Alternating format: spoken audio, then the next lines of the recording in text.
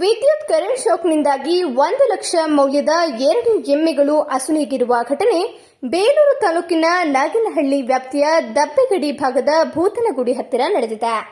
ಶುಕ್ರವಾರ ಸುರಿದ ಭಾರೀ ಮಳೆಗೆ ಗ್ರಾಮದ ಪ್ರಸನ್ನ ಎಂಬುವರಿಗೆ ಸೇರಿದ ಸುಮಾರು 1 ಲಕ್ಷ ಮೌಲ್ಯದ ಎಮ್ಮೆಗಳು ಮನೆಗೆ ಬರುವ ಸಂದರ್ಭದಲ್ಲಿ ಗಡಿಭಾಗದಲ್ಲಿ ಇರುವ ಭೂತನಗುಡಿ ಪಕ್ಕದ ವಿದ್ಯುತ್ ಪರಿವರ್ತಕದಿಂದ ವಿದ್ಯುತ್ ಪ್ರಸರಿಸಿ 2 ಎಮ್ಮೆಗಳು ಸ್ಥಳದಲ್ಲೇ ಸಾವನ್ನಪ್ಪಿದ್ದು, ಇದರಿಂದ ರೈತ ಕುಟುಂಬಕ್ಕೆ ತುಂಬಲಾರದ ನಷ್ಟವಾಗಿದೆ. ಕೂಡಲೇ ಅವರಿಗೆ ಚೆಸ್ಕಾಂ ಇಲಾಖೆಯಿಂದ ಹಾಗೂ ಸರ್ಕಾರದ ವತಿಯಿಂದ ಪರಿಹಾರ ದೊರಕಿಸಿಕೊಡಬೇಕೆಂದು ಗ್ರಾಮದ ಯುವಕ ಸುಮನ್ ಮನವಿ ಮಾಡಿದ್ರು. ಇದ್ರ ಬಗ್ಗೆ ಗಮನ ಹರಿಸಬೇಕು. ಶಾಸಕರಾಗ್ಬೋದು, ಚಾಮುಂಡೇಶ್ವರಿ ವಿದ್ಯುತ್ ನಿಗಮದವರಾಗ್ಬೋದು, ಪ್ರತಿನಿತ್ಯ ನಮ್ಮ ಸುತ್ತಮುತ್ತ ಮಲೆನಾಡು ಭಾಗದಲ್ಲಿ ಈ ಥರ ಎಲ್ಲ ಅಚಾತುರ್ಯಗಳು ನಡೀತಿದ್ದಾವೆ. ದಯಮಾಡಿ ಇದ್ರ ಬಗ್ಗೆ ಗಮನ ಹರಿಸಬೇಕಾಗಿ ಕೇಳ್ಕೊಂತೀವಿ.